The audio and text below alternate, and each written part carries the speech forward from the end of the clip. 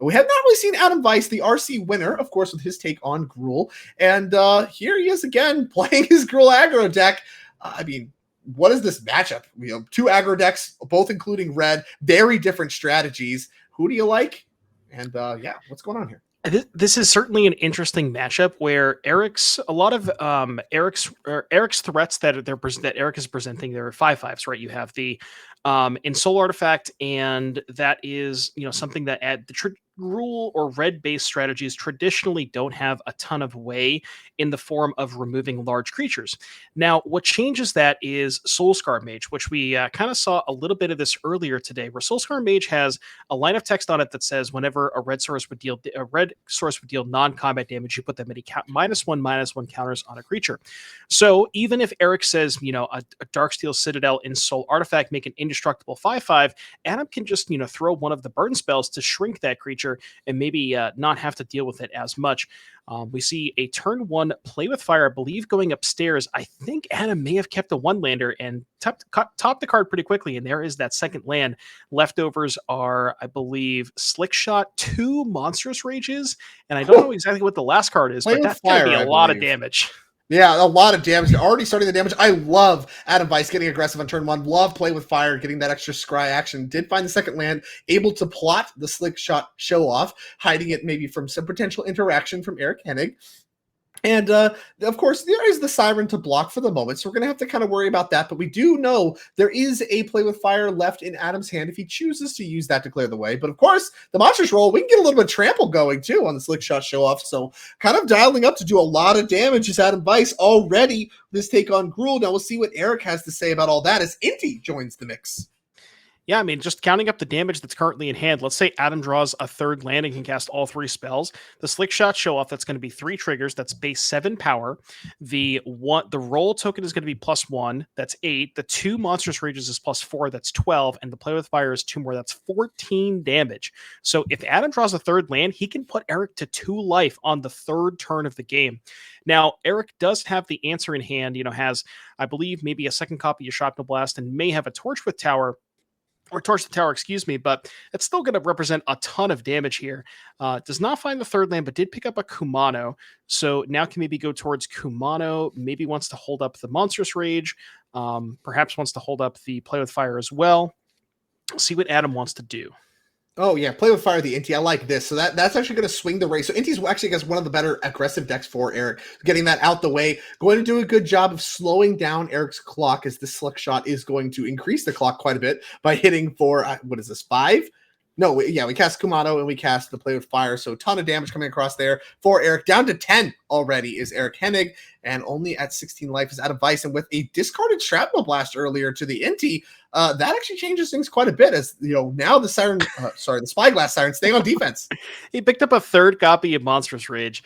So I don't think this is lethal this turn, because it's going to be 1, 2, 3, 4, 5, 6, 7, 8, 9, 10. I think it's 10 minus 2 toughness is 8. Puts Eric to 2, assuming that the Siren did block. Sure, but then the Siren has to block. So let's take a quick look, because you can only have one roll at a time, right? So that would give you, the first one's +3, +2, so that's 5. The next one's plus only 2, +2 is 4, so that's 9, 10, and then -2, like you said. So now down to 2 is Eric Hennig, and a Monstrous roll is on this Slick Shot show off. Yeah, we got to get a token for that. What can he do to stop this aggression? Remember, Kumano's going to flip and represent a hasting lethal threat next turn as well, so he needs blockers just face up, as here comes another Spyglass Siren. Yeah, what's funny about this, I mean, I guess you have to map onto the Siren and try to find a spell so that you can make a 3/3 blocker, or potentially just holding up a removal spell here for Eric as well, where, the Slick Shot goes to combat, attack, you block, or maybe you block with the Siren, you kill the Slick Shot. But worth noting, Adam is playing with 2 copies of Blossoming Defense. So if one of those roll off the top, you decide to block, you go for the removal spell, and Adam has the Blossoming Defense, then and the Monstrous Rage on the Kumano is going to, so this is probably going to be good enough, because the Rage is going on to Kumano. That's going to represent a lethal attack, because it's going to give the Etching trample over the Inti. Now there's a Shrapnel Blast here from Eric, and I think we've realized it's not quite enough. Yeah, to they get both have lethal trample. So threats. yeah, Yep. there's no matter which one you hit, then we're done here, and that's 2 points. And yeah, Eric Hennig very quickly down a game to Adam Weiss and his Gruul aggro deck. And now at this point, I'd say his prowess rather with the Gruul prowess deck is very well known. Come on. And Adam Weiss really putting that on full display against Eric Hennig. Like I said, somebody that we've seen have some very timely shrapnel blasts. They're not actually quite good enough somehow for the Izzet and Soul deck. So one more time, we're going to take a look at Eric Hennig's deck list. Take a look at what he can do to adjust this time for the Gruul prowess matchup. So, as always, 3 copies of Fiery Impulse, 3 copies of Rending Volley, 2 Mystical Dispute, 2 Magebane Lizard, 2 Akroan War, 2 Rampaging Frostodon, and the Gigantha Companion you saw supported by both players. How are we adjusting for Adam Weiss and his Gruul prowess deck? So presumably you want to go towards the Fiery Impulses, additional removal spells to help fight over the early creatures. We saw that game, the Slick Shot show off just kind of ran away with the game, and Eric was not able to find one of those Torch the Towers. So it is kind of nice to have additional copies of removal spells to be able to clear off those Slick Shot show offs. Past that, I don't think there's a ton else here. The Magebane's, the Ferocodon's not quite for this matchup. Volley, there's no targets. Dispute's not very good, and a Crone War is way too slow. So I think just the impulses, and past that, Eric might just run back the rest of it. Yeah, it makes a lot of sense to me. I mean, some great pickups, but not all that many different kinds of cards that we're looking to do. Now, of course, for Adam Weiss, let's take a look at his Gruul aggro deck and what kind of adjustments he wants to make against Eric Hennig. So he's got 4 copies of Pick Your Poison, 3 copies of Chandra's Defeat, 2 Rampaging Ferocodon, 2 Rending Volley, 1 Witchstalker Frenzy, 1 Magebane Lizard, 1 Colossus God of Destiny, and the Gigantha Companion supported by both players. What are we doing against the Artifact aggro Izzet and Soul deck? Well, Pick Your Poison's pretty good against the deck that has a ton of artifacts. Also, notably, Pick Your Poison can take out Darksteel Citadel early if there are no additional random, map tokens or blood tokens. So it can be very, very powerful. Or you can sometimes just take out the Ensoul artifact itself because there's not a ton of enchantments in the Ensoul deck. So Pick Your Poison seems like a slam dunk. You could maybe go to the more situational removal in the form of Chandra's Defeat and Volley. Example, Volley can kill Gleaming Geardrake, Chandra's Defeat can kill Inti, but they're a little narrow, so I'm not sure if you want to go towards those. But the Witchstalker Frenzy, again, we mentioned 5 toughness, a pretty big benchmark because of the Ensoul artifacts. And if you can line up Soulscar Mage plus Witchstalker Frenzy, that can even take care of an indestructible 5/5 in Darksteel Citadel. Yeah, I mean, a huge deal that you mentioned over and over again, that 5 toughness threshold, the big deal for answering the opposing creatures from the Izzet and Soul deck. So some adjustments there make a lot of sense to me. And Pick Your Poison. He's got 4 copies for a reason. It's good. It's versatile. And here against the Artifact deck, that's not going to change. So I'm going to bring some of those in as these players get shuffled up here for game number 2, a very quick game 1 won by RC winner Adam Weiss, who has managed to climb his way into top 8 here of the Pioneer 5K trial in St. Louis. Not terribly surprising to see someone very well known, I guess, at this point for his prowess with aggressive decks, especially ones titled prowess. Although he has this one titled Groagros, whatever. Yeah, it's not called prowess, so I mean, it's got all the prowess creatures though. We got Monster, Swift Spear, Soulscar Mage, Slick Shot. Come on. Slick Shot has double prowess. Well, you don't get the toughness, so it's like the classic strictly different. People like the Kiln Fiend, whatever it is. Is it just Kiln Fiend comparison? The +3/+0 that people used to teamer battle with back in my day. You had to untap with this thing, didn't have haste, and you had to draw your teamer battle rage, or it wasn't very good. And kids these days don't know. They don't know how hard it was. Oh, we're starting those again. It's getting that late, huh? It is getting that late. It's been so long. Actually, this has been a really fast day. These players, it has. Pioneer is a format that just blitzingly fast, and we saw that even last round. The winning in for May French. I mean, that match couldn't have taken more than 10 minutes. It's just not even so fast. Yeah, I feel like we've played 7 rounds today in the course of 4 hours. I know it's been longer than that, but that's what it feels like as we see players shuffling up here. Yeah, I mean, Adam, like you said, just did very, very well in the RC last weekend, has shown some chops and playing this deck very, very well, making it all the way here. And take a look and see what we have in the opener. I think that might be a copy of Rampaging Ferocodon. Now, there are 2 copies in the main deck, so it's possible maybe we just didn't have enough cards to board out, and something like that. But maybe we also just, like the card in the matchup. There is a bunch of, small creatures in Eric's side of the field, so that chip damage could add up. Yeah, I was gonna say, there's spots where it could certainly add up, and I think both of you are looking to deploy your one drops really as quickly as possible to get out from under it. But that doesn't stop, some from being top decked, and of course, it is actually a pretty good attacker. Is the rampaging Ferocidon? You mentioned cards once banned in standard. Menace also comes up if you're in a racing situation. We saw those monstrous rages come up big. You can really get combat complicated in that way. And Fiery Impulse going after the Soul Scar Mage right away. Beatdowns with the Spyglass Siren for one. And no follow up there except the Darksteel Citadel. Very notable for any future in Soul artifacts that could come down. As here's Monastery Swiftspear able to get attacking right away. And worth noting, Eric decided not to sacrifice the map tokens. We have maybe some more bigger aspirations for that. Potentially wanted to save it for something like a Dark or in Soul artifact. Maybe something like a Shrapnel Blast wants to hang on to that artifact token. And you see Eric shake the head. I think there might not be a third land as we see a Magebane Lizard deployed. I guess a lot that's of toughness on that interesting. one. Yeah, it's. I think the ability is not super duper relevant. Like maybe it might get a damage here or there. But what's nice is, like you mentioned, the 4 toughness is really huge, and that's okay. I'm now realizing why we didn't sacrifice the map. Oh yeah. Yeah, pick your poison. Pretty strong. Yeah, don't want to lose your land. Yeah, yep. Don't want to lose the land, as Map is doing a little bit of, shall we say, I guess, intangible blocking duty for the Darksteel Citadel. Of course, remember, pick your poison is an edict effect. As Rampaging Ferocidon added to the battlefield. Looks pretty good on this battlefield, I'd say. Mentioned it may not look that good, but really not a lot really started yet for either players. Eric's missing land drops really opens the door for the Ferocidon start to look really, really good. In Soul in hand.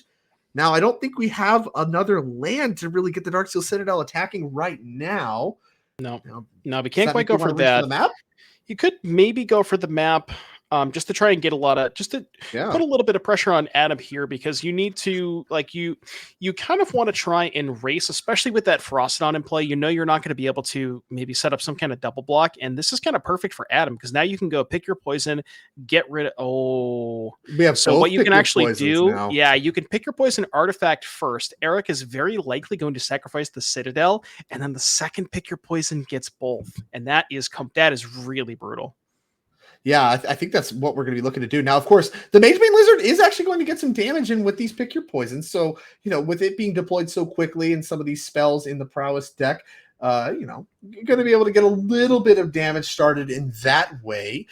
But maybe we can get some attacks going here. Don't need to fire off the pick your poisons right now. Witchstalker Frenzy going to take care of the Lizard first. So I like the sequencing. Witchstalker Frenzy. Yeah. Yep. The Lizard's going to get taken care of. And then maybe post-combat, you go pick your poison sack enchantment. But I wonder if you were going to pick your poison sack enchantment, maybe it's still better to do that pre-combat because, Adam or Eric would sacrifice the Soul artifact, and you could still make the same attack, but get an extra point of damage off of the Swiftspear. But it's possible that Adam has different plans for the pick your poisons. I mean, even still, the extra point might not be worth that much when you're already behind on life. You have to respect cards like the Shrapnel Blast and things of that nature. And so, the extra Lizard damage that would come from that, even though you're pushing another point, it may not be worth it to trade damage with your opponent when you're behind on the race so far. Yeah, and these life totals are very, very close here. That was a really good sequence for Adam, but I mean, if you take a look at the life totals, Eric on 10, Adam on 9, and we mentioned this in Soul Artifact deck is very, very good at dealing damage in chunks of 5, as a Shrapnel Blast is in hand for Eric. So you could say something like attack with the Spyglass Siren, put Adam down to 8, and then 5 damage puts Adam down to 3. But how do we come up with that last 3 damage? Yeah, that is the recipe here, is how do we find a little bit more damage? Torch the tower, going to do a good job in reducing the clock somewhat. So we've taken care of the Monastery Swiftspear. That one actually is going to be in exile. But beyond that, there's a Rampaging Ferocidon still in play. It looks like maybe, is that an Atarka's Command? And pick your poison is the leftovers? Mm-hmm. Nice leftovers. Yeah, so you can even maybe Atarka's Command here. That's going to put Eric down to 7. The Ferocidon's going to put you down to 3. Because that'll be 3 damage from the Atarka's Command and then 4 from the Ferocidon. So Eric falling to 3 here, and looks like Adam... Well, I think we maybe get the life total swap because Yeah, Adam. I It think we looks like maybe, Adam's yeah. on 3. I was Three confused. would not be the number for Adam. That's no good. As yeah, I think Eric Hennig now down to 3 for Rossadon, making deploying more creatures pretty tough. I mean, this Shrapnel Blast still has the potential to be powerful, but yeah, we're gonna pick your poison. Are we going after Artifact here? So what's nice about going Or after creature theme? Artifact is it sort of prevents a top deck and soul artifact, right? Because if you go after the flyer, Eric can just say sacrifice the spyglass siren and then top deck and soul artifact for potential. I guess that's still only 6 damage, putting Adam to 1, so it's still not even lethal. But also making sure that Eric has less material on the battlefield for shrapnel blast, because Adam is well aware that that's the way he loses this game, is like taking 2 of those chunks of 5 damage or what have you. Because now, if you're Eric, you kind of have to go after the rampaging Ferocidon with the shrapnel blast just to not die. But then you also have to worry about the Den of the Bugbear, and it's all rough here for Eric. Yeah, we did see exactly that just happen. Now, still at 3 means a land top deck that's untapped means Den of the Bugbear is lethal. I don't know if there's a lot we could do about it. I wonder if there's any way. We had an Ensoul there. If we shock in Steam Vents, go to 1, and then Ensoul Artifact the Darksteel Citadel, pass. Now, we're still dead to a top deck land with the Den of the Bugbear. That's the same as what we have now. But with the Rampaging Ferocidon, you can actually double block with the Siren, the Spyglass Siren, and the Citadel, right? And then if you get to untap, then you start looking at, okay, I can attack with Citadel and then Shrapnel Blast, or, what kind of configuration. Going to 1's tough, so you may not want to do that, but you're still dead to the Den of the Bugbear no matter what line you take, and that seems to be the biggest threat, as untapped land's pretty common. We'll see what Adam did top deck. I think you just have to hope that Adam draws a bunch of Soulscar mages. Okay, Slick Shot show off on defense. That's like a Soul Scar. I mean, yeah, like I think Adam already respecting the power of Ensoul Artifact and Shrapnel Blast and things of that nature. Again, if he ever finds a land here, this the Den of the Bugbear is going to start to get lethal very quickly. Here is another copy of the Spyglass Siren and just a passing of the turn. That's Kumano faces Kazakhon, so that's a way to trigger the super prowess on Slick Shot Show Off. Yeah, so you can go Kumano, put Eric down to 2, force a block. I guess if you're Eric, you have to decide if you want a double block or if you want a chump block. My guess is you double block and then hope to, like, I think the plan here for Eric is double block with Spyglass Siren, hope that draw land or just untap, draw, and soul the map token hit for 5, and just hope that Adam draws a tap land or a Soulscar Mage. I mean, yeah, it seems like one of the only, I mean, he's not dead, but obviously, as we're buying Gigantha, is Adam Weiss. Not really liable to do anything. You see some chuckles from the players. Yeah, I guess you get to use your mana. All right. Now, are we attacking with the Slick Shot Show Off? That is the real question. And the answer looks to be no. What's interesting about this too is Adam could have attacked there and either forced the chump block or a double block. What's nice about leaving the Slick Shot back is Adam knows that Ensoul is one of Eric's best top decks. If Ensoul goes on map token and Eric sends all 3, Adam can just eat one of the Sirens and go to 1 and still keep the Slick Shot, which means that, now to be fair, any spell is probably lethal anyways, because I don't know if there's a spell that Adam can draw that doesn't deal damage. So most spells are going to be lethal regardless, and this Naglima Gear Drake is going to make this game even more interesting. This is such a weird spot to be in. Audacity, I think, makes it that gives good trample, enough. right? That Yes, sounds good enough to me. So here we go. Here is Audacity. The Rancor impression +2/+0 trample. That's going to make the Slick Shot bigger. And with Eric at 2, yeah, we're going to look at that one. So now 5 power trampler is the Slick Shot Show Off, and that's going to be good enough. Eric extends the hand, and Adam Weiss wins this match 2-0. Member of Team Flex Slot, which has had a dominant performance across this weekend, and including very much in this top 8, at least 2 members that I'm aware of, both Garrick Alford and Adam Weiss among that crew. Advances now to the semifinals is Adam Weiss, the RC winner. A dominant performance, and it's not. I guess you get to see why he won the RC. You get to see some of that prowess at work and some of that skill. So we're going to head into our backup live at the beginning of Game 2. So this is going to be another quarterfinals matchup that we're going to be bringing you. And this should be the final quarterfinals matchup before we will bring you the top 4. So let's dive directly into that and take a look at our backup feature match for this round. It's Richard Nixon on your left playing Is It Phoenix versus someone we've seen many times, another member of Team Flex Slot, Garrick Alford on the right playing blue-white control. So here is our backup feature match, and not clear if this is time shifted or if this is live, but I believe this is the start of game 2. So not clear who won game 1 based on the graphic.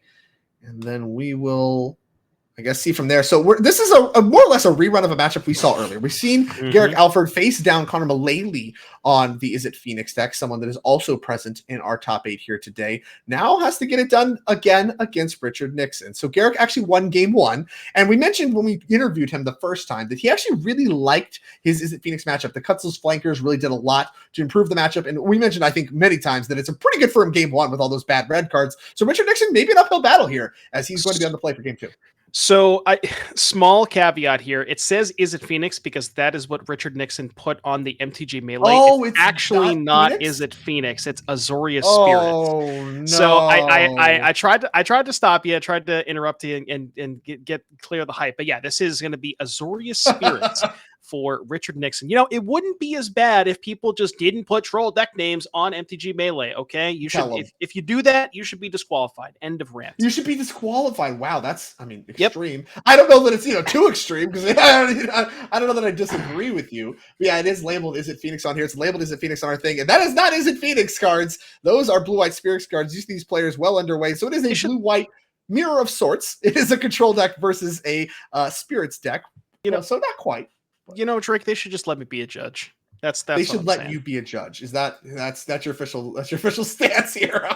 Anyways, yeah. Okay, so this is a pretty interesting matchup where you have a lot of flash threats, specifically Rattle Chains, Spell Queller, and things of that nature to be able to kind of play not necessarily at the speed and pace of which blue-white control wants you to play. Like you kind of normally blue-white control is better when you're tapping out for threats on your turn. It can play into your counter magic, but the combination of Rattle Chains, Spell Queller, alongside the Richard's own counter spells, I think gives him a little bit, like traditionally speaking, I think this should be a very, very close matchup. As we see Invasion of Gobakhan here, that's a very, very powerful card because that can not only take a card from Garrick's hand, making it cost quite a bit more mana, but also if you flip the Invasion, that can be very good against certain sweepers like the Supreme Verdicts of the World. Yeah, I mean, that's exactly part of the equation. I think 2 copies in Richard Nixon's main deck and the only 2 present in the main deck as we go back to Garrick Alford, his turn 2. I mean, part of the tension here, right? So Mausoleum Wanderer, pretty good against sweepers. You're talking about things like Farewell, talking about things like Sunfall, going to be good against those sweepers. So kind of the ace in the hole is Supreme Verdict. Here's your uncounterable sweeper. But Spell Queller, given that it exiles spells, gets around that one. And of course, you have the Invasion as well to help delay that one as well, as Dovid's Veto is going to answer the wedding announcement. You mentioned that another piece of kind of this mid-range package these Spirits decks have moved towards recently as we go back to Garrick's turn 3. Yep, and I think that was a Dovin's Veto that might have been off the top. I don't remember if that was in Garrick's hand when Richard cast the Invasion of Gobakhan. So Richard maybe was thinking that wedding announcement was good to go, but we are going to be flipping this Invasion of Gobakhan, and the backside of this card, very, very powerful against Supreme Verdict. As we mentioned, not only does it allow you to grow your creatures every single turn, but if a Supreme Verdict does come off of the top, you can sacrifice that to give all of your creatures indestructible. So the wedding announcement is going to make an additional token. That token will not get pumped because Invasion of Gobakhan only counts the creatures that attacked. So worth keeping that in mind. And we went to go cycle, and unfortunately, you can't do that. We can't do that yet because it does exile. It does the little Elite Spellbinder trick where it exiles it, makes it cost more that way. Even when it flips into its Light Shield Array mode that you see on the backside there, it's actually still exiled and costs 2 more. That's still a status of the battle, even as it has flipped. So Garrick doesn't really get to do that as he adds a Deserted Beach there to his land mana base. And everything seems to be coming up Richard Nixon right now as we see Lots of creatures in play, some non-creature spells. Here comes Eternal Wanderer. So that one can pick off the Mausoleum Wanderer. So we've determined who the better Wanderer is among the two. And after that, I think we saw a copy of Sunfall present in Garrick's hands. So that'll actually get around the Light Shield Array. So we're beginning to pull apart the house of cards Richard Nixon has assembled. But we see among the mix of cards that are being flicked around very quickly, Lofty Denial, maybe some more creatures. Really hard to get a good look as these players go back and forth. I think a Rattle Chains among the mix. Yep, and I think it's Lofty Denial, Rattle Chains, and Tokasi is Welcome. That one came in from the sideboard. Additional ways for Richard to kind of draw cards and play through a lot of Garrick's interaction. But here we see an attack that's going to clear the Emperor. Not the worst spot here for Richard. You can clean the Emperor out. You get a counter off of the Light Shield Array, and then Tokasi is Welcome works very, very well with Wedding Announcement, where if you're making a token off of the announcement, you get to trigger the Welcome and draw more cards that way. Yeah, so more enchantments, more non-creature permanents. So you think about spirits, you think about spirit creatures. But here, the combat plan here for Richard Nixon against Garrick Alford is just these non-creature enchantments. Just make sure that you are hard to interact with. Now, there is a copy of, I believe, Farewell in Garrick's main deck that can clean up all of the enchantments at once and exile everything and kind of solve all the problems, but very difficult to resolve around all of the soft permission Richard Nixon has available to him. We see him in his hand, multiple copies of one copy of No More Lies and a Lofty Denial, and with only 5 mana for Garrick right now and only tokens in play, not a lot of good options for how to proceed. Yeah, you mentioned the Farewell. Well, that one's pretty good because that one does clog up the battlefield a lot. It makes the attacks much more difficult. And what's interesting about the the Light Shield Array is in order to pump up the creatures, you need to be attacking. But if you don't have profitable attacks, you don't really have ways to pump up your creatures, and therefore you kind of get into the stalemate. Now, Richard is in a position where the Wedding Announcement making tokens will still trigger the Tokasi as Welcome to give him additional cards, but not really going to be able to buff up the battlefield and ever have profitable attacks into that Regal Caracal. Yeah, and I think that Richard definitely agrees with you. He's holding up some counter magic, going to instep, making that token, going to get a draw off Tokasi's Welcome, going to get the flip into the Wedding Festivities, I believe is the backside of this card. But we're still facing down some Caracals that we don't really have great plans to block. Like you have the Light Shield Array that can kind of keep your stuff alive for a turn, but that may not be good enough. Restless Anchorage added to the mana base for Garrick Alford, and a lot of counter magic in hand for Richard Nixon, but not clear he has a great plan for what's already in play. Scottclave Apparition doesn't really solve any problems. Yeah, like you mentioned, he picked up another counterspell. We got a Disdainful Stroke, Lofty Denial, No More Lies, but Garrick just doesn't really need to cast spells. Garrick's really content with just making all these land drops. What's important through all of this is Richard is missing a whole bunch of lands.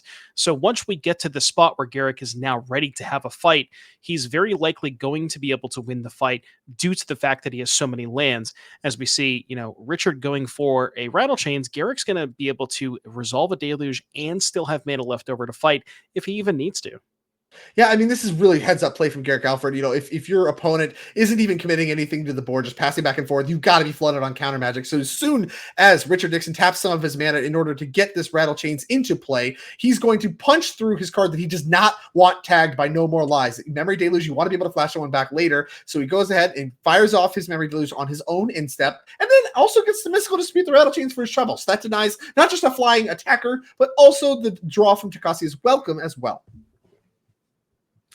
Yeah, so Richard does pick up a land. Hallowed Fountain's going to enter the battlefield untapped, and Richard just sending in the clowns. All the clowns. Now, remember, these creatures are a little bit bigger due to the wedding festivities, rather. So right now we have 2/2/2 cats that are blocking a 3/3, and we have the 3/3 Regal Caracal that's blocking a 2/2.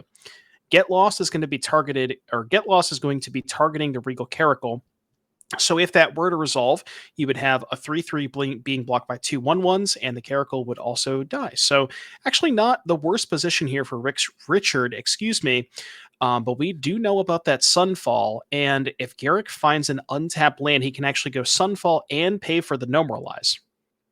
True. Now, I believe Richard does have access to a host of counter spells, including a Disdainful Stroke that was one of his draws. So, actually, really kind of needs counter magic backup. Now, again, Richard still taxed on mana, has not done a good job hitting his land drops. I'm sure not of his own choice.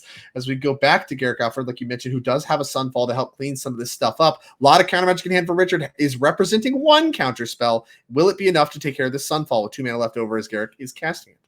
Yeah, and Garrick could even just maybe fight back, right? If Richard goes for, say, no more lies, Garrick only has 2 mana left over. Garrick maybe just fights back with his own counterspell. Now, looking at Garrick's hand, I see a March, a Deluge, and Oh, its censor is perfect here. Really punishing the missed land drops from Richard with that. The Sunfall going to work. Can't even use the Light Shield Array to defend from that one. So all these tokens cleaned up, which feels like a small victory, but actually bigger than you think. We get to make our Incubator token, which is a 3/3, can do a good job kind of fending off the Mutavault a little bit. And once again, just kind of gets rid of the pressure. And we know with a Memory Deluge in the graveyard still for Garrick, if he can continue to work through those counter spells and keep this game going, eventually he can flash that back and really start to snowball advantage in his favor with card advantage. So, doing a good job of kind of weathering the storm is Garrick Alford here as not Mutavault being fired up. Is this Skyclave Apparition? It It is. looks like Skyclave with no target. Just you cannot legally target any of Garrick's board. So we're doing this just to draw off Takasi's Welcome, which we did find a second land to represent the counterspells. That was a big deal. If you don't find another untapped land to represent the counterspells, you're just passing the turn back with no cover. Yeah, I guess Richard, presuming that the Skyclave Apparition maybe is not going to find a ton of good targets at this point, and like you mentioned, really just wants to cycle through, hit that land drop, be able to hold up the counter spell. I mean, now you could go fire up the Mutavault, attack with both, hold up counter spell, get counters from the Light Shield Array. Like there is a glimmer of hope here for Richard. It's not all lost, and Odawara picked up alongside a Hallowed Fountain, I believe, as well. So Richard not really in the business of missing land drops anymore. So was maybe able to maybe set up a double spell turn, or like I said, maybe just Mutavault, attack with both. I guess the 3/3 can trade for one of those creatures because remember they are both 3/3s due to the Wedding Festivity. Right. Yeah, the Wedding Festivity is going to be a big deal. And of course, like you mentioned, the Light Shield Array can represent to grow these even bigger. So things are still potentially getting worse as here comes the flip of this Phyrexian. Now, is there an Odawara in here? We might be able to just clean that up if any kind of trades start to be presented as the creatures are crashing into the red zone here. That's going to be a trade. The problem with Odawara on the token is you go shields down on counterspell, and I think Richard has really, really just been holding up that Disdainful Stroke for as long as possible. So I can't imagine he's going to go shields down on it, but it would be interesting, right? You say bounce the token, get in for 6, put Garrick down to 13. You get counters on both creatures. Maybe Garrick resolves something. Maybe that's fine though, because you still have that pressure in play. Right, and that's really what I'm trying to kind of, I guess, work towards is Richard's done a good job solidifying his kind of stance in this game with all these non-creature enchantments that he's using to keep up with card advantage and all those kinds of things, even as he's missing land drops. But Garrick's life total is still high as he goes and jams a second Memory Deluge. That one eats the Disdainful Stroke. Like, Garrick is working through the resources that Richard is presenting. And, like I said, with Garrick's life total still so high, Richard doesn't really have an opportunity to try to really get this game over with before things get worse. And that's part of what that aggressive play does, but does stop some of the card advantage with the Disdainful Stroke. 2 Memory Deluges in graveyard. Garrick's all of his mana is untapped as here comes the Skyclave Apparition. I know we saw a March of Otherworldly Light in Garrick's hand. He's been very patient with it.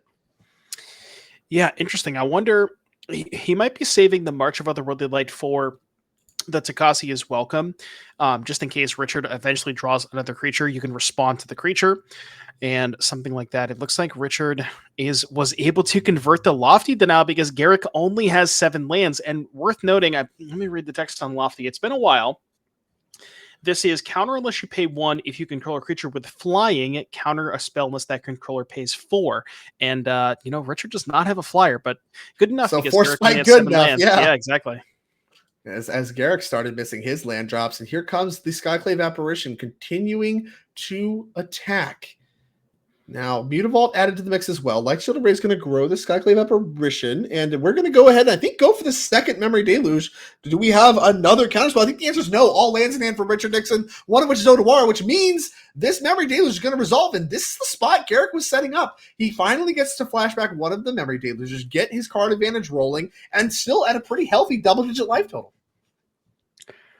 Yeah. Now for Richard, he did find a copy of Mutavault, which is pretty good at, getting around those sorcery speed sweepers. Obviously, worst case scenario, Garrick finds a farewell and is able to clean up the Skyclave apparition and all the enchantments in the battlefield. But yeah, that's something, and like you said, Garrick finally able to resolve that deluge. Really just wants to try and find some more ways to kind of clean up these enchantments, because these cards are very good for Richard, but they are still kind of predicated on him having other creatures, right? Like the Light Shield Array Right. and the Wedding Festivities, only good if you're attacking with other creatures, and then the Takasi is welcome, only good if you can sort of trigger it and put creatures onto the battlefield. And this is something I think I want to call out. You mentioned earlier when you were analyzing the Spirits deck that it's kind of moved away from being like a true like Kindred deck. It's not Spirits Kindred. This is actually more of a mid-range deck, right? This is a mono white mid-range deck that tries Enchantments to Kindred. grind out. Yeah, Enchantments Kindred. Well, I think that actually switches the matchup. So if you asked me previously, here's the Wandering Emperor trying to come after the Skyclave Apparition. If you asked me previously, how do you like the Spirits versus Control matchup? I'd be like, well, I love the Spirits because they can continue attack and all of their cards are going to line up well against the clunky cards from Control. When you start to throttle back on being a Spirits Kindred deck and lean harder into, all right, well, I'm going to include some mid-range aspects. I'm going to include some Wedding Announcement. I'm going to include some of these counter spells and stuff that I'm holding up. You're playing into the Azorius Control's main game plan. And that really starts to move the matchup into Azorius Control's favor. You don't really have that pressure to slam the door on the game, like I mentioned earlier, before the controller can get its card advantage going. And as good as your Light Shield Array and your Jakasi's Welcome and all that stuff is, you are still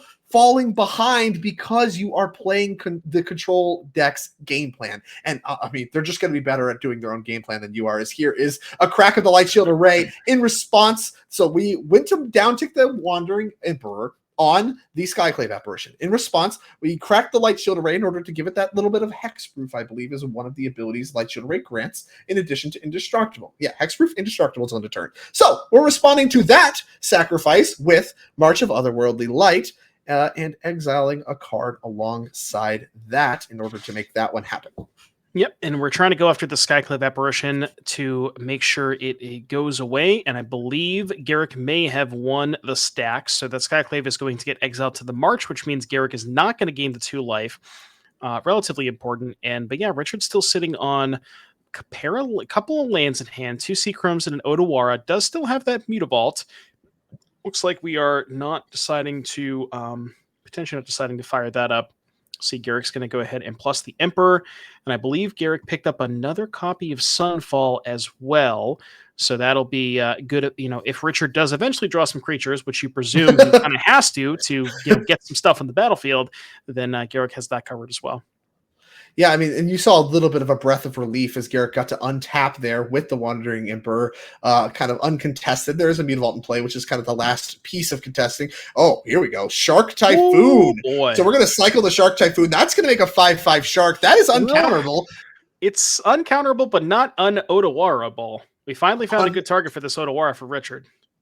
Yeah, he's been very patient with it. So this might be finally the target he's looking for. Does have a copy of Wedding Announcement he might want to develop as well, as it does get the card advantage going. But yeah, it looks like he values his Mutavault highly enough to go ahead and get that Shark out of here. We are attacking the Wandering Emperor, so that one's going to hit the bin as well. Cleaning up the Planeswalkers is Richard Nixon, and adding that land to the battlefield. So last card is Wedding Announcement, which is very good alongside the Takasi's Welcome. But Garrick doesn't need much to stop that in its tracks. Here's Kahira being bought. Kahira. Field of Ruin, a big draw as it always is. Beatdown plan time. So we are going to Field of Ruin the Mutavault now. I kind of like that because if you wait till Richard's turn, Richard can respond, animate the Mutavault, and Rattle Chains to give it hexproof. So kind of a very heads up line there from Garrick to just do it main phase, no shenanigans afoot. No shenanigans indeed. And now Kahira the Orphan Guard means that Garrick Alford tapped out for this turn, which means the wedding announcement we know that is Richard Nixon's leftovers going to be able to start the clock and go to work. Not only it's stonewalling this Kahira from attacking, but also drawing cards alongside Takasi's welcome. Didn't get a great look at the other card with him, but this looked like it was beginning to get hopeless for Richard Nixon, but he's done a really good job kind of weathering the flood and now has some good follow-up in the form of wedding announcement. Is it good enough? That remains to be seen, as here comes the first of a few tokens and the first of a few cards that will be drawn off that. I think another land drawn. So brutal. Yeah, I mean, it's a 2/2. It basically, Richard at this point is making a 2/2 and drawing it 2 cards a turn. That's pretty good in the grand scheme of things. We're actually going to go mapping onto the Kahira. And funny enough, if we hit a spell off of this, that Kahira can actually start attacking, because I would presume Garrick does not want to trade it for one of the tokens, at least maybe not yet. But yeah, this is kind of a weird spot. Looks like for Garrick did not find the spell, so is stuck with a 3/2. Maybe still wants to offer the trade anyways, as we see a temporary lockdown. Now, funny, worth noting, even though the wedding festivity is flipped, it is still a 3 mana enchantment. So that's not going to get got by the lockdown. So only going to be able to get that token, as we see an attack here for 3 as well. But yeah, Richard, I mean, sort of starting to claw back. The card advantage, that one helps too. That's going to potentially pick up a card.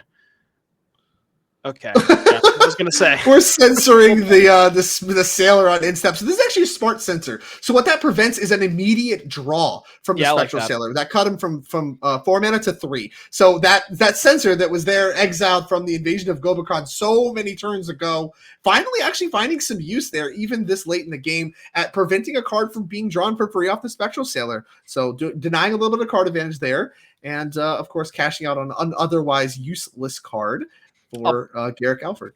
I'll be honest with you, Drake. I forgot about that sensor. I didn't even know where it came from. It's like the sensor from the top rope. Where did this thing even come from? Why is he paying 4 mana for it? Yeah, that one was exiled from Invasion of Gobakhan so many turns ago. Mausoleum Wanderer joining the mix as Richard going to draw a card from Takasi's welcome. That card really putting in the work at catching up. All these enchantments finally starting to add up to pull Richard Nixon back ahead as Invasion of Gobakhan reveals 3 sweepers: Supreme Verdict, Sunfall, Temporary Lockdown. Pick your poison. 3 rafts, 3 lands. just good, honest magic. It ain't much, but it's honest. I mean, I guess the good news for Richard is none of them kill the enchantments, which is kind of your most... I mean, I guess the lockdown does kill the invasion, but they don't kill the weddings or the Takasi's welcome, and that's really where Richard's main source of card advantage is coming from. Now, granted, you do have the Spectral Sailor and the Mausoleum Wanderer, but no matter which one of these you take, you're still going to get, you're going to get your board swept next turn, so it doesn't matter too much. My guess would be, I guess, you take the lockdown to force Garrick to use 5 mana on that if he wants to clean up the invasion of Gobakhan. Yeah, I think that's where we're going. We're leading on getting the lockdown out of here. That one really takes care of everything nice and cleanly at a most mana efficient rate. So at the point at which all the sweepers are there, let's make them always cost as much mana as possible if we're going to try to weather through this. As another one comes in, and this already triggered. So Takasi's welcome, not going to draw a card off that because we did draw a card off the Wanderer already. Yeah, and Richard with 6 mana left over, so we can draw 1 card off of the Spectral Sailor. Potentially could also find a copy of Disdainful Stroke if Garrick decides to go for one of the 5 mana sweepers and not that lockdown. Yeah, I'm interested to see where we go. So if we go for Supreme Verdict, that one's uncounterable. Yeah. Which is appealing. It looks like we have 5 mana tapped, which leans either towards the Temporary Lockdown with a little bit overcosted, which keeps your Kahira alive, or the Sunfall. Now, it looks like a Sharp Typhoon was actually picked up by Garrick Alford. That one could be a huge one here. Yeah, I think Garrick motioning, he's going for the lockdown. So presumably this one is going to work no matter what, because I guess Richard could find... No, I was going to say a copy of Lofty Denial, but Garrick just has 5 mana on tap. So I don't think there's a counter spell that Richard can find that would let this one... that would actually get this one countered. So Richard presumably will just take a card off of the Spectral Sailor, and then that'll resolve, clear out the board, clear out the invasion of Gobakhan, and we'll see. And we're going to activate the Sailor. Couldn't quite get a good look. Yeah, didn't get a good look at that at all.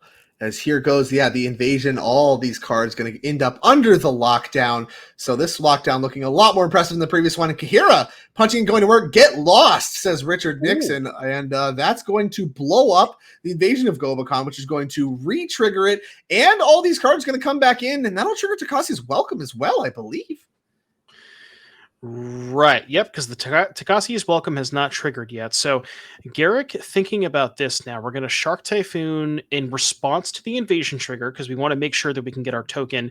And it's one of those where if you let the Shark Typhoon get under the invasion, similar to what we saw with the sensor earlier, you can't cycle that once the invasion hits it. Garrick really wants to preserve that token. So, now we're looking at a couple of Wraths and a No Moralize. Similar thing, not sure it, matters a ton which one we take because no matter what, Garrick's going to have that sweeper. Still got more sweepers. I still got more of them. And so, this is a tough spot because, like you mentioned, the real reason I think to cycle the Shark Typhoon is just the only thing different. In your hands, all sweepers, now there's a real decision that you're giving your opponent. If you just cycle it down, not only are you guaranteeing a blocker for the invasion of Gobakon, which we just got the previous Light Shield Array out of here, but also there's just no real options, at least not the ones that you can predict, as No More Lies was drawn off the cycle from Shark Typhoon.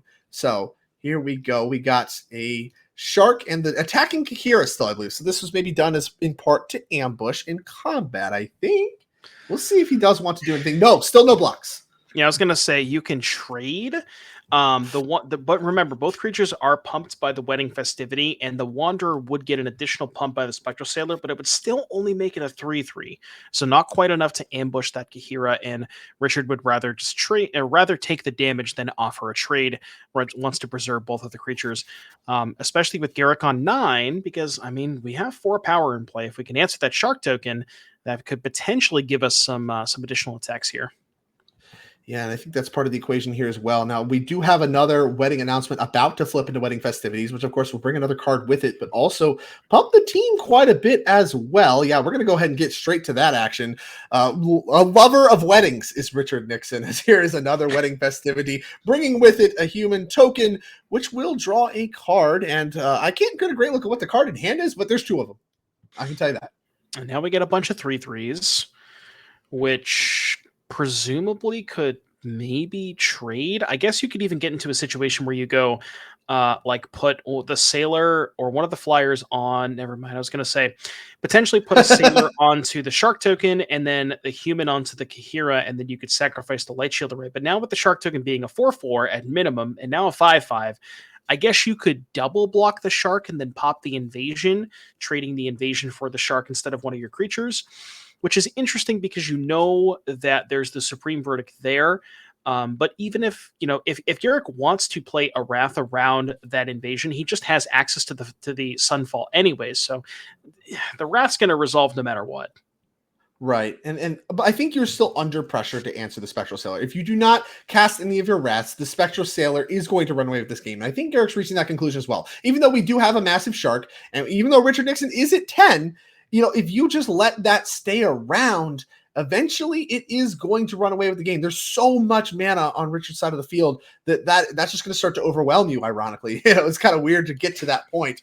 But, alongside the rest was Anchorage and the Castle Ardenvale, you could maybe, if there's no blocks here, try to get cute. But I think really trying to go wide around the Spirits deck that has multiple wedding announcements is going to start to look like a mistake. So it would not surprise me if this attack here is just getting some damage in prior to a Wrath. Yep, and it looks like Richard is potentially lining up some blocks here. I wonder if we are thinking about double blocking the Shark token. You do know about the March, and correct me if I'm wrong, I think Garrett kept the March on top, right? I don't think he did, because I don't see it in the graveyard. Yeah, I don't. Well, I thought he saw a Mystical Dispute off the map. That one's in the graveyard. Map. Okay, yeah. Then he would have left it because the Mystical Dispute was the last thing he revealed. So if he revealed March, that stayed on top. Okay. Yeah, so the March is on top. So this is one of those situations where, if you double block, he orders the Sailor first, and maybe if the Sailor trades for the Shark, maybe Garrick doesn't even have to cast the Wrath, and maybe you want to force it out of Garrick. This is it's a weird spot for Richard to be in. Yeah, this is wild. Now we're talking about, okay, well, we took the Shark. Now we're at 5, and Garrick just says go. Yeah, now we're not even going to cast the Wrath. Now we even have the anchorages. I think there's also the Castle Ardenvale as well, and I could not tell you what that card is. I Maybe think that's a Spellqueller. spell queller. Okay. Yeah, so that's part of not casting spells here. If you cast a Supreme Verdict, it just gets quellered, which is kind of a disaster. And here's Oh, another queller. Well, okay. again, queller, this triggers Jocasta. Jocasta is welcome only trigger on your turn. Whenever one of our creatures mana value 3 less enter the battlefield under your control, draw a card. This ability triggers only once each turn. So Yeah. this should have triggered Takasi's welcome, and that. No harm, no foul, though, because even if you didn't remember it on the first one, you could just remember the second one. It only Oh, triggers sure, because it once hasn't a turn triggered anyway. yet this turn. There Yeah. you go. Yeah, so the second one is remembered. So we did actually remember that one just in time. And as we added more to the flying attack force, so we have an anchorage to block here, get a chump block going, as I believe Yeah. Richard is kind of posturing to assemble a lethal attack. Yeah, and I mean, I see Garrick at 9. I see 4 3-power flyers minimum, and I see 1 flying blocker. Math adds up. That's 3. You block a spell core. That's 10 damage unblocked if Garrick has nothing in hand. I can't quite get a good look as to see what is in there if there is anything. But I mean, this is a huge attack because if Garrick does have something, you have lethal on the crackback with the token. Now, the other issue. Oh, right, the invasion's not flipped yet. Okay. I was gonna say if Garrick goes for a removal spell, then you just have and Garrick has nothing. Yeah, Wow, you're what a right. That was crazy lethal. game. Wow. Richard, I mean, I hate to say it sounds like he stole that one, but it really looked that way. And Takasi's welcome, the one of in the sideboard putting in the work that game. I mean, probably drew what 7, 8 cards. So we're gonna dive right into game 3. That was a long match, so we're gonna dive right into game 3 so we can finish this match and move on to our semifinals. It's 1-1 between these two players. A lot on these lines for both of these players. It's Spirits versus Azorius Control. Garrick Alford, member of Team Flex slot number 9 on our leaderboard, trying to punch his ticket to the Energy Championship as this is the end of season 1. 2 slots available. And then, of course, Richard Nixon standing in his way, who is also looking to win this event. And I mean, with all those points, going to start to solidify his position on the leaderboard as well. Huge injection of points. Great start here from Mausoleum Wanderer. With Mausoleum Wanderer, Garrick Alford, just a couple lands and passing at the turn. Yeah, and looking at the leaderboard, just to give people a refresher, Garrick right now is sitting on 46 points. Connor and Harrison also in our top 8 on 57 and 65 respectively. They're all trying to catch Tim. I believe Harrison and Connor already have that locked up with the 15 points. Well, at least Harrison does. I think. Oh no, they both have it locked up. So both of them passed Tim at this point. So Tim is on the outside looking in. It's just a question of can Garrick gain enough ground on them. I think Garrick might have to win the whole event in order to pass I think them. so. But we'll have to see if Garrick can do that. Right. I think he needs Connor and company to lose, and then he needs to win the event. So he's got an uphill battle. The leaderboard did very well at this event, and I think Garrick needed some of that to maybe not happen in order to make this a little bit of an easier path. But again, not out of it yet is Garrick Alford, at least not as far as we know, but does have to get through Richard Nixon first. And as we are developing land number 5, just a Mausoleum Wanderer in play for Richard Nixon. We know he has a ton of counter magic in his deck, and that's true for both players. So a little bit of posturing here with all the mana up. I see Dovin's Veto, March of Otherworldly Light among the mix for Garrick Alford. Don't have a great look at Richard Nixon's hand, keeping that one a little bit closer to the chest. Wait, no more lies. Lofty Denial among the mix. Not surprised to see that. Yeah, it's kind of crazy now that we're talking about this, that we have so many people from the leaderboard in our top 8.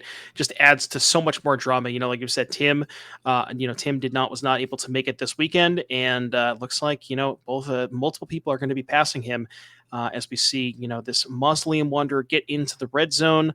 Looking for we're going to go for an announcement, and maybe we can try to have a fight over it. Well, Dovin's Veto says no, there's no fight here. No fight. That is a veto. It is just happening.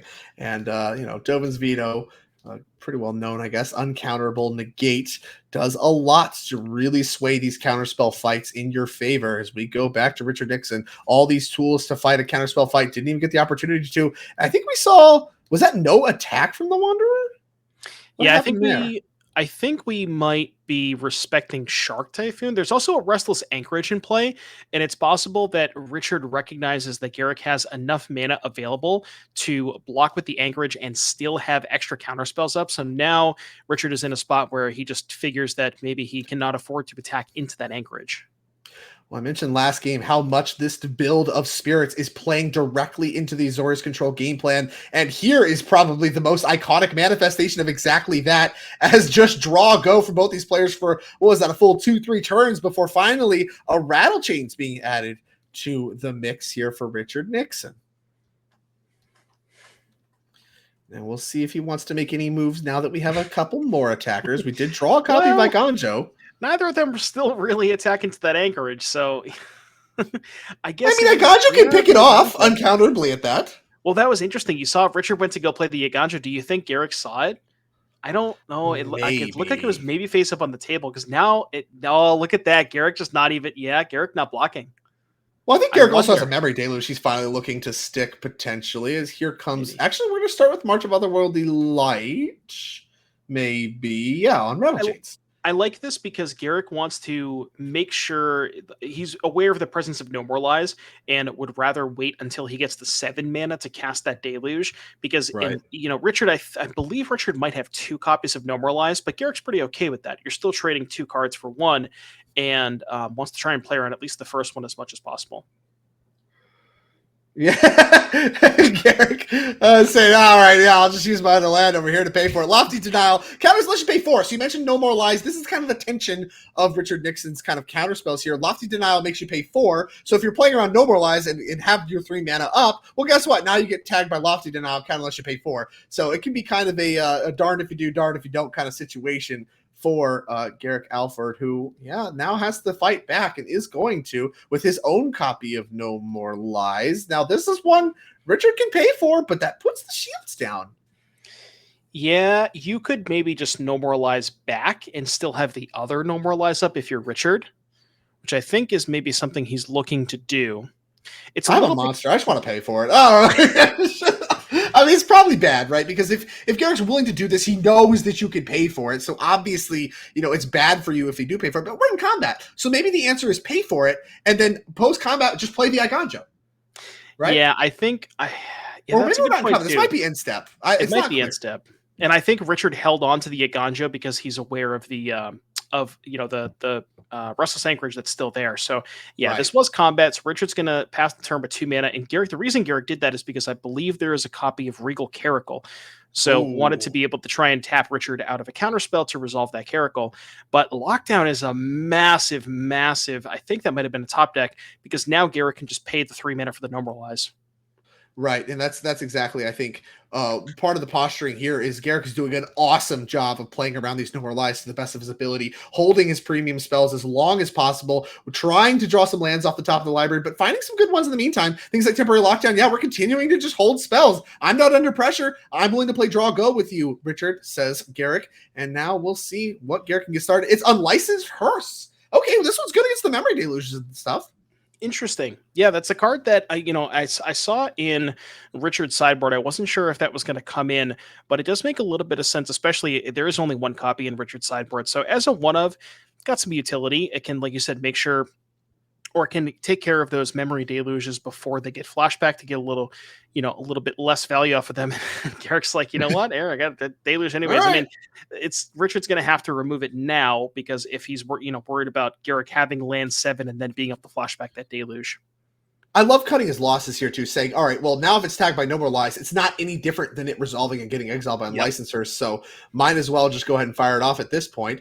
And now Spellcaller Response is going to open up Mystical Dispute for Garrick Alford, and there's the No More Lies. Fight back. And this is gonna clear the way for Garrick to resolve that Regal Caracal. This is the fight that Garrick tried to have last turn. He wanted Richard to tap out so he could resolve that Caracal. Garrick says, the Spell Queller, you get my Deluge, but now we get to slam that Caracal. And there's a potential that can maybe take over the game. At least I think there was a Caracal. It looked like one.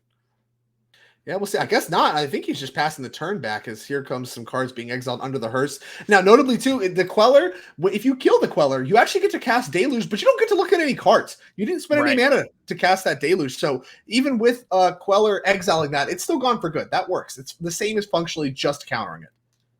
Well, that's not true because it will go to the graveyard afterwards, but then it gets eaten by the hearse. You understand how this is going to play out. As here's Invasion of Gobakhan to take another look at Garrick Alford's hand. I guess I lied. That one's sideways. I guess I lied. There is no Caracal. Maybe I was confusing it with the Sunfall.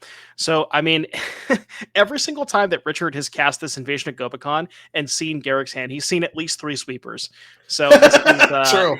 it's just the same old here. So, man, this is tough. Maybe you take the Supreme Verdict because that's the only one that you can't fight over with counter spells. You can spell queller the Verdict if that is something that, if Richard has another counter spell left over. Maybe you want to take the Wandering Emperor. I mean, the thing is, Garrick can Still still cast it. 6 Yeah, mana I mean, this that's the turn, real so it's problem here. not even that Yeah. great. Yeah. I mean, that is what we're going to choose. And again, I think this really just comes down to what's different. I mean, this is kind of the Thoughtseize thing. You don't ever really take anything that's redundant. And with the Invasion of Gobakon, looking at removal and sweepers, that's all kind of the same. The only thing that's different is this Wandering Emperor that can kind of start to get ahead. And stopping something like the Wandering Emperor and get lost in the same turn, a double spell turn for the control deck, could be potentially a big deal. As on instep here, we're tapping some mana. Yeah, lining up Casting 6 the mana. Emperor. Garrick probably just wants to use his mana, well aware that this is very likely to get countered, but he's like, I got 6 mana. I want to make sure that I can use my mana efficiently, and seemed like a pretty good spot to do so. You would kind of expect the Wandering Emperor is going to get countered no matter what, whether you spend 4 mana or 6 mana on it. So might as well just True, use all the mana while you got it. And I think another sweeper drawn there, right? Another temporary lockdown? It might have been. It might have been an see. Emperor. Another? Oh, it is. Yeah, it is another Emperor. Okay. Yep. Well, I mean, that's the Thoughtseize bug, right? This is the Invasion of Gobakon bug. A real life bug, huh? A little reality bug action. Okay. Interesting. So yeah, here we can Wandering Emperor the spell caller if it gets involved in combat. Of course, we do still have the anchorage involved as well. But ironically, this hearse gets picked up by the temporary lockdown. That's something Richard knows about. So crewing that, is there more pressure to get that thing involved in combat while you still can? Not necessarily clear to me. We are, because if we crew the hearse, we can try to get the Invasion of Gobakon flipped this turn. Looks like we're not going to do that. We're just going to attack with Spell Queller, attack the invasion, no plays, and on instep, here comes another copy of the Wandering Emperor, just Rattle Chains and a Ganjo for Richard, which is going to work if we go to try to -2 on the Spell Queller. We're not. Yeah. I think the worry there and why Richard didn't want to attack with the Unlicensed Hearse is because if there's a removal spell on the Spell Queller, the Deluge goes back to the graveyard, and maybe he's worried about Garrick drawing land 7 and flashing back the Deluge while the Hearse is tapped. But I guess even in that scenario, Garrick would be tapped out on his main phase. So maybe you're okay with that. But I guess you could just also hold up 7 mana and respond to the Hearse activation. But again, maybe you're okay with that. As we see, the lockdown here is going to take care of the invasion and the Unlicensed Hearse. It's going to clean up the battlefield a little bit. And not sure what we're doing. I love the just pile of garbage over there behind the computer. We're just like, I don't know, these cards don't really matter anymore. So we just pile them up. And here comes, so we did downtick on main phase, and that's going to buy out the Rattle Chains, which will prevent the Spell Queller from dying, but does commit another creature to the board. So even if we pick up this the Wandering Emperor, there's another creature now exposed to the sweepers that, again, Richard knows there's multiple sweepers left over in Garrick's hand. With the Invasion of Gobakon off the battlefield, don't really have any insulation against those. Yeah, and we still do know about Verdict. I think Garrick may have picked up another lockdown as well. And here we go for the Verdict. Now, the question is, did Richard find another copy of Spell Queller? Other thing that maybe could be a line is Otawara your own Spell Queller and then recast it, but it looks like that is not the case.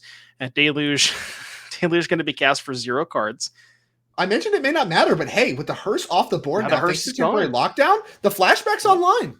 And that's really, like I said, this is really, I think the Memory Deluge flashback is really one of the most iconic things about the Pioneer Azorius control deck, because as soon as they get an opportunity to flash it back, I think that's really a sign that the control deck has turned the corner for the most part. When you're able to do that and you're not under pressure, you're uncontested, that means you're really starting to swing the game in your favor. You've turned the corner. And, now that it's in the graveyard, Garrick's going to have that option, lots of mana to work with, only a Mausoleum Wanderer on the other side of the battlefield right now. Mutavault added to that mix as well. Still no attack. As here's another Memory Deluge out of hand. Oh boy, this is looking to Regal Caracal, Shark Typhoon, Dovin's Veto among the mix. We chose our cards real quick. Like I said, these Memory Deluges are really starting to snowball things in Garrick's favor. And without the help of Jacasia's Welcome, like we saw in game number 2, playing the Azorius Controls game plan, like we've seen Richard Nixon do all game long, is really starting to slip again. Now, he did a good job working his way out of it last game. Can he do it one more time? Wandering Emperor drawn, I think, for Richard Nixon here. Yeah, I think it was a lot easier for Richard last game because he had, like you said, he had all those enchantments in play, was able to draw multiple cards a turn with the welcome and keep the battlefield presence going with the wedding announcement and wedding festivity. But when the board is just a Mutavault and a 1/1 flyer versus Garrick's, 7 cards in hand, it's a lot tougher to fight through with that. Right. And that is kind of the exact equation that we're dealing with right here. Only 1 to cost his welcome, even in the sideboard. And of course, it came up big last game. Don't have it this game. Here's the Shark cycle for a 5/5 Shark card coming for Garrick Alford off this cycle as well. So there we go. We got a 5/5 to ambush this Mutavault. Now, I believe Richard was actually making this attack because if the Restless Anchorage went into block, we have the Wandering Emperor in order to create that first strike and go ahead and eat the Restless Anchorage. Now, we kind of have to cut our losses here. I think we're going to do the same thing. We're going to go first strike damage on Eganjo. Heads up play by Richard here. I like that. Right. So it is a 2-for-1, but still works out. And as you're going to look at Shark Typhoon, originally printed in Ikoria as a rare. And that one did a good job getting actually a 3-for-1 because you drew a card and then the Shark required kind of 2 cards, but not really. It's complicated the way that worked out is Get Lost going after the Wandering Emperor to take care of the Planeswalker. Yep, so Get Lost on the Emperor. Now, the Mutavault is still going to be a 3/3, and those maps can help the Mutavault and the Mausoleum Wanderer get past the Restless Anchorage. Could be very, very important. And Garrick said, you know what? It's time for Caracal. It's time for... I've had it. I've had it with these ground attackers. Get this out of here. Regal Caracal, 7 power and toughness. A lot of it has lifelink. Big problems for Richard Nixon and his Mutavault. However, the Flying Mausoleum Wanderer can fly over as you get a look at the rare from Amonkhet. Other cats you control have +1/+1 and lifelink. And of course, the tokens actually already have lifelink. So these are 1/1 lifelinkers that have +1/+1. Lifelink does not stack as a keyword, so we don't get double life or anything crazy like that, like you used to see with old versions of lifelink. Now, Richard. Back in my day. We're going back on Back in my... Look, all right. Essence Sliver, all right. If you have 2 of them, you get the life twice. It's 2 triggers, Doom. What's the enchantment that Boggles played? Soul Link? Yeah, I think like that. Spirit Link. Vampiric Spirit Link. Touch is the black one, right? Spirit Link is the white one. So Link. Boggles used to play that, and sometimes they would play it. Anyways, with direct for that, lifelink. Come on, talk to me. Anyways, Mutavault going to get 2 counters with the Spectral Sailor left on top. So that's now a 5/5 Mutavault, and there's a Spectral Sailor coming that can start to draw cards and get Richard out of this. But there's some big problems on the other side of the board as here comes a big attack. Yeah, and I mean, does Garrick even care that much? I mean, you have the 3/3 no. cats, the 3/3, the 2/2 cats. You can just take the hit and attack back and gain a bunch of life. I mean, you're essentially outracing the Mutavault with the Caracal by itself. So yeah, this is going to be tough. And there's a Hall of Stone Giants 11-point life swing rate. Well. We got 4 of it lifelink. Yeah, this is right. Just, and the Kahira trick. He talks about this in our interview. That. Yeah, here comes the Kahira trick and a Field of Ruin to boot to take care of the Mutavault. So now everything's buffed even more. And I mean, this might be a 2-turn clock, not even respecting the lifelink. 3 or 4. This is 10 damage, I believe, coming across, right? Because the Kahira gets pumped and the cats get double pumped. So the cat should be 3/3s, or the Regal Caracal should be a 4/4, and the catch token should be 3/3. So this should be a 10-point attack. It's going to put Richard Vigilance. down to most Vigilance of it as well. And Kahira has lifelink as well now. So this is just a bunch of lifelinkers, a bunch of damage, and this is a spot Garrick talked about in our second interview where we were talking about Regal Caracal just kind of coming in against random matchups that are looking to pressure your life total. I mean, alongside Kahira, gives Kahira real text. It's not just there because it's quote unquote free for your control decks. It actually just works. Yeah, with your it's cards. Really able to turn the corner very, very quickly here. And I think the Vigilance is massive too, because you are able to, I mean, you have the Field of Ruin for the Mutavault anyways, but Vigilance being able to, Tishana's Tiebinder on the Field of Ruin, not the worst, but Garrick even just has another Field of Ruin lined up as well. So yeah, this is a rough spot to be in. On that. We know that Richard topped that Spectral Sailor. I would have liked to see the main phase, I think, crack to just shuffle away that Sailor if you can and take care of the Mutavault. And we are doing that now, and I think the Sailor is in hand. We know that's the last card, and so Garrick knows that this Field of Ruin is actually just going to work. And so we're going to float a mana here, as we saw him do there. So there is a colorless mana floating for Richard, and he's going to go find a basic, as is Garrick.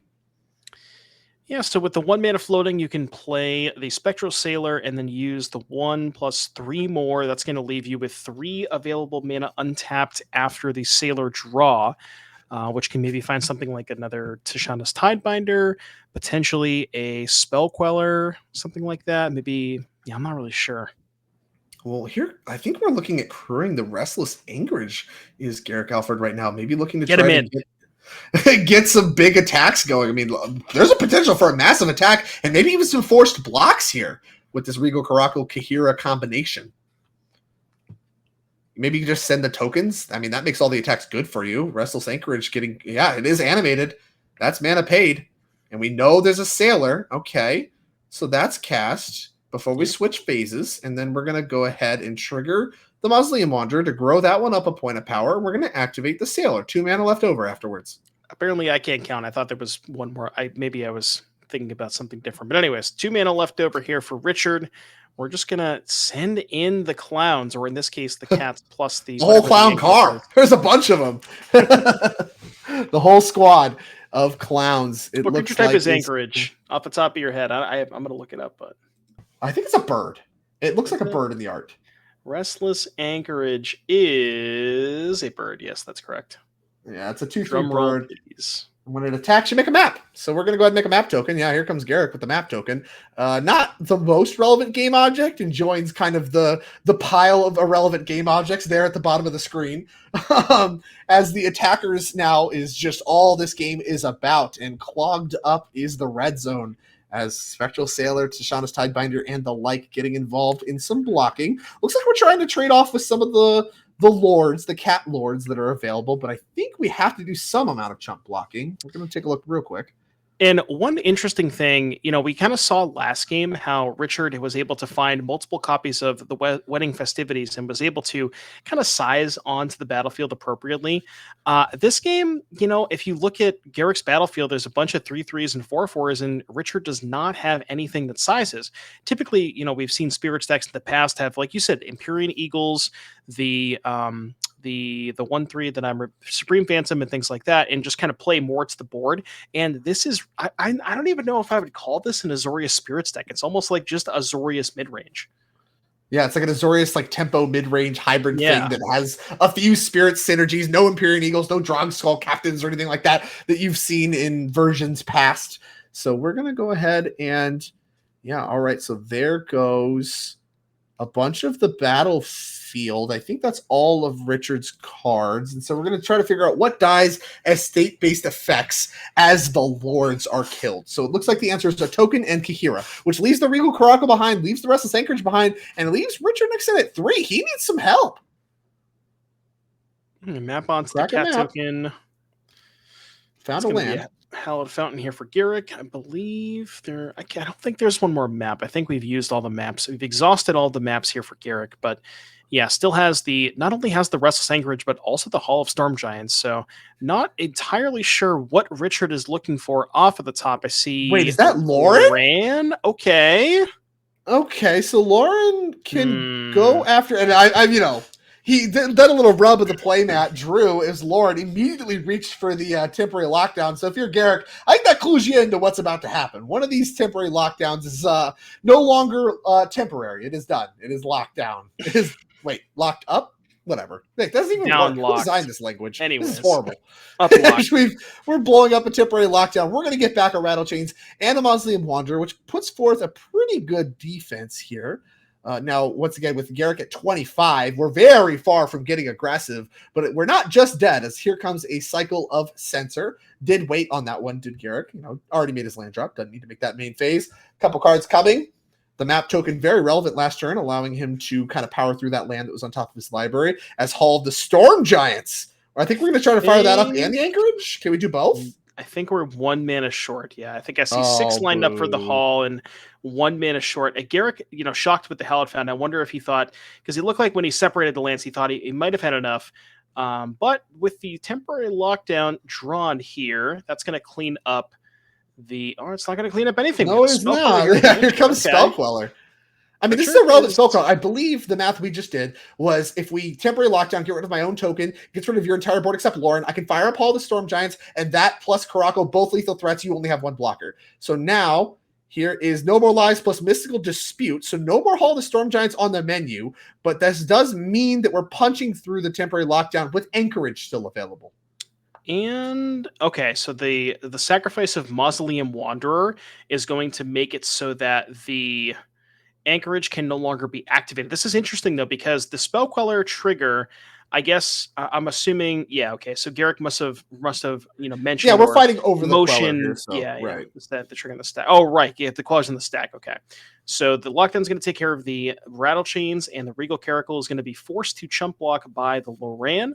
And then, I mean, Garrick is still in a position. Okay, yep, we're done. Okay, yeah, drew a land there, and that is going to do it. Garrick Alford wins this game and match 2-1 over Richard Nixon. What was a hard fought, a blue-white mirror of sorts, both very fair decks full of counter magic and various creatures in the sideboards, cats versus spirits. Garrick Alford, his dream is theoretically alive for the end of end of season ticket to the NRG Championship at the end of the year. So that is going to do it for our quarterfinals. Quite the slog. So we are going to take a very quick break, and we'll be bringing you the semifinals here in just a moment. Don't go anywhere. We will be right back.